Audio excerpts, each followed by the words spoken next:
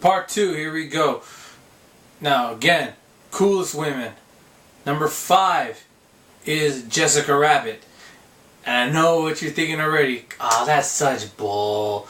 You only put her there because she's hot. You're not even taking this seriously. I can hear you through the screen. But no, I'm serious here. Jessica Rabbit is number 5, coolest women. Why? And I know what you're also thinking. Did she get caught playing patty cake with Old Man Acme? She didn't get caught. She was set up. She was blackmailed by R.K. Maroon, Roger Rabbit's boss, into taking those pictures, or else Roger would never work again. She cared enough about her husband and his career, wanting him to be a success and wanting him to do what he enjoys doing the most. And she was willing to do something she didn't want to do. And she was the one that Acme confided in to say, hey, Doom's trying to get his hands on Toontown. You need to stop him. And here's the will, even though he wrote it in disappearing and reappearing ink. Also, the thing about her was that she knows about a lot of the guys just looking at her as a sex object, whereas Roger doesn't. Not to mention, what is it that she really likes about Roger? It's not that he's a rabbit. It's not that he's a movie star or makes as a star. It's not that he's great in bed, I guess. And they never. She jokes about it. Better love than a driver, huh? Better believe it, Buster. But what is it that she actually likes about him the most? Eddie Valiant asks her straight up, what is it you see in him? And what's her answer? He makes me laugh. He makes me laugh. How many times have you heard women say, I want a good man. I want a man who will make me laugh. I want a man who makes me smile. I want a good man with a great sense of humor. Most of the time that ends up being total crap. Alright? To actually have somebody, even if it's a fictional woman, say it and mean it, that's cool to me. She actually is somebody who sticks to what she says. She likes a guy who makes her laugh. And that's why she's with Roger. And that's what makes her cool. Her honesty. And the fact that she's loyal enough, she tries to help her husband and protect him, even though some of the times she doesn't do it in a way that would make sense to most people, or she does in a way that's kind of behind his back, so he doesn't realize that she's helping him. But to me, she's still cool because she truly cares, and that she's honest about what she really wants, which is a guy that'll make her laugh. Number 4 on my list is Sayako Busujima from High School of the Dead. Now, again, I can hear you say, come on, you just put that on there because of the fan service. No, I read the manga first, and then I watched the anime, and they represent her both in the same way in both mediums. She's another fighter, an ass kicker, but again, vulnerable. You see this a lot reversed, where you see a guy who's a big ass kicker, he's a fighter, takes down everybody, but he's very vulnerable, he's very sad, he's very much unhappy with who he is, and doesn't like the fact that he's always having to fight, and they're always putting that other side down, that he doesn't want to see that. He doesn't want other people to see that he enjoys doing it. Now it's her. Now it's a woman in the same situation. And just like when a guy's in a situation, there's always the girl who's there. There's a woman in his life that accepts who he is, or tries to change him and better him. This way you have a guy doing this for her, and her vulnerability, I think, makes her cool, not to mention her ability to fight. She's the kind of woman you would want in a zombie apocalypse. Just take no crap from anybody, but she's there by your side. She's loyal. She cares about you if you're on her side. If she really cares about you, she'll do whatever it takes to make sure that you survive together. To me, that's cool. Not to mention, that sword fighting she does is pretty amazing in the manga and in the anime. Unfortunately, the series has basically been canceled. I would have liked to have seen more of her being vulnerable and also being the ass kicker. It's a more complete person than what you see from other characters, and I like to see that. Number 3 on my list is Hitomi from Dead or Alive. Are you sensing a theme here? Are you sensing a theme? I like fighters, alright? I'm a fighter myself. I like women who are fighters. And Hitomi in Dead or Alive is really cool to me because she gets in these tournaments. She's a fighter. She's always out for another challenge. And it's not for real personal gain. She doesn't, care about money. It's not about, being famous, not trying to using it as a launching pad for something else. It's not even about vengeance or some grand mission.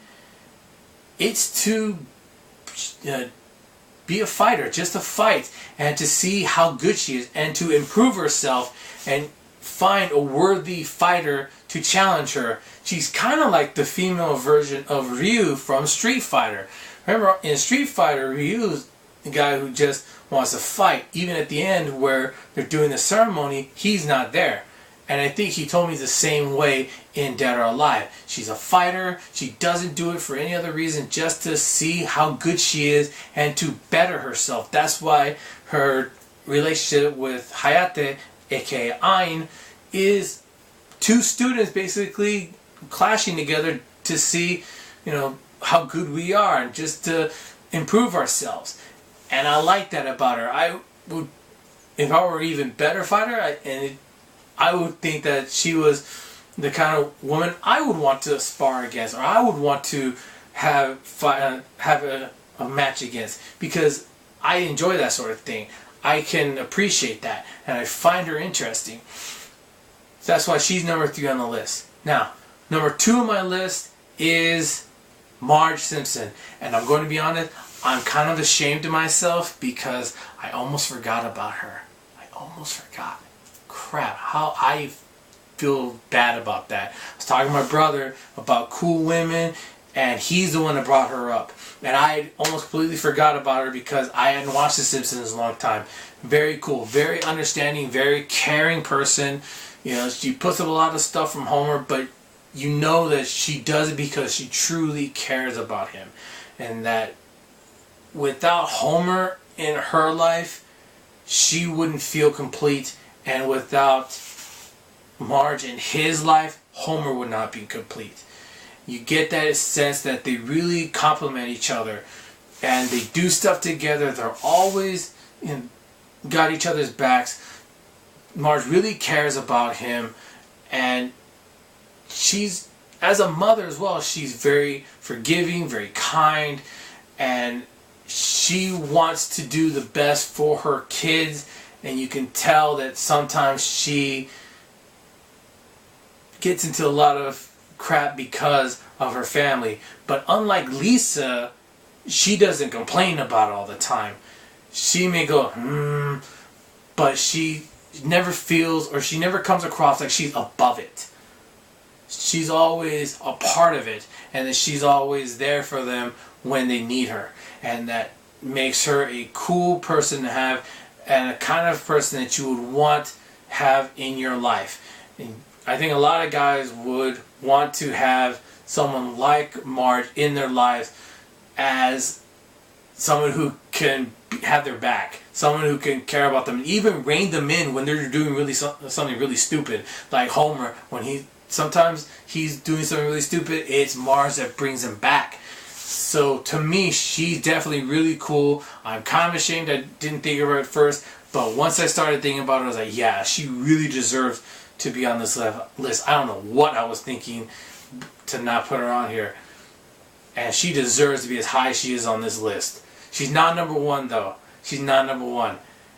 Number 1 coolest woman, animated woman, is April O'Neil from Teenage Mutant Ninja Turtles. Yes, she's really cool. She was always, again, another spunky person, kind of a tomboyish type. She was always there, part of the action. She wanted to get that story. She didn't back down. She even trash talked to the Shredder. I'm going to the late 80s, early 90s cartoon. So this is who the April O'Neil I always knew. And she was a great reporter. She was fearless, even if she got captured. She was like our version of Lois Lane. I didn't read Superman until later. So she was Lois Lane before I knew who Lois Lane was. So she was that cool character. She was a reporter. She was spunky. She always wanted to get that scoop. She always gave it her all. Not to mention, she was the one always hanging out with the Turtles and was always there for them. She was like their human contact, always trying to, see what's going on with the Foot Clan. And it was really cool to see that. And she even got her own, little problems going on with, episodes like Attack of the Killer Pizzas, where the alien in the egg attacks her from the pizza that she and Irma got. That was cool to me.